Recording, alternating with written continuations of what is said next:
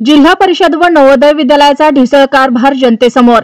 आज 18 जानेवारी रोजी नवोदय प्रवेश परीक्षा पार पडली।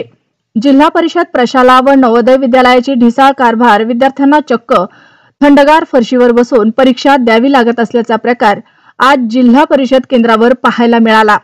जिल्हा परिषद प्रशाला येथे फक्त 200 विद्यार्थी हे परीक्षा देऊ शकतात अशी अवस्था असून पण 408 विद्यार्थ्यांना प्रवेश परीक्षेसाठी केंद्रात घेऊन त्यांना चक्क फरशीवर बसून परीक्षा द्यावी लागेल ही दुर्दैवी बाब आहे। यातील वैशिष्ट्य असे की शाळेत आसन व्यवस्था 200 विद्यार्थ्यांची असताना पण 408 विद्यार्थी परीक्षा कसे देऊ शकतात हे पण एक मोठा गंभीर प्रश्न आहे।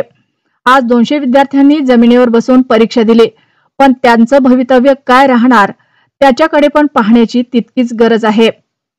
आणि विद्यार्थ्यांच्या पालक वर्गामध्ये पण नवोदय विद्यालयाबद्दल नाराजीचे सूर पाहायला मिळाले। शासनाने याच्याकडे लक्ष देऊन ही परीक्षा केंद्राचे प्रश्न मार्गी लावावे हीच पालक वर्गातून मागणी होत आहे। एग्जाम कशी झाली तुमची? एग्जाम आम्हाला एग्जाम देताना मन सुद्धा लागत नव्हतं। एवढी तिथे मच्छर ते गरमी खूप होऊ लागली।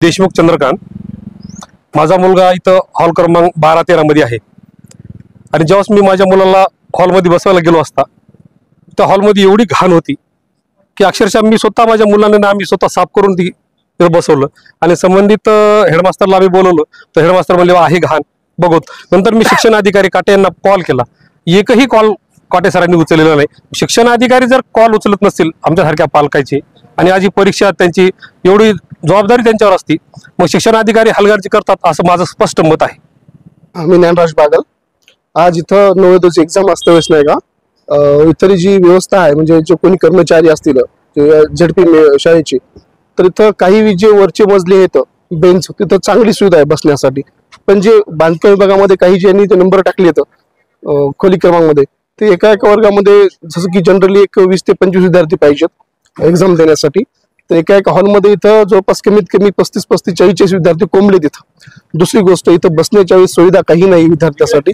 खाली बसतात अक्षरशः फरशीवर आणि एवढी फरशी घाण आहे इथं सरनं तुफान घाण आहे, म्हणजे एक तर घाण तर घाण आहेच आणि यांची नंबर टाकण्याची पण व्यवस्थित म्हणजे पद्धत चुकीची आहे। डबल नंबर आले तर एक तर नंबर टाकते नंबर मोडून गेले तर, आणि तिसरी गोष्ट अशी महत्वाची की विद्यार्थी जेव्हा बसतो का आपण रांगेमध्ये तसे विद्यार्थी रांगेमध्ये एक्झामला बसले तर त्या विद्यार्थ्यांनी एक्झाम देणार कशी।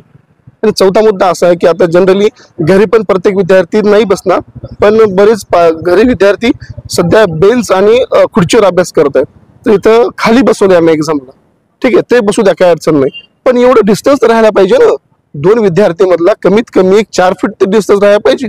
एकदम खचाखच बसलेत विद्यार्थी तर शक्य नाही असं। विद्यार्थ्याची मानसिकता पण नव्हती माझ्या मुलीची तर हिंदी विभागाची, तरी पण चला ऍडजस्ट बस म्हणलं जाऊ दे बाई म्हणजे जेवेल ते म्हटलं तर अशी यंत्रणा आहे.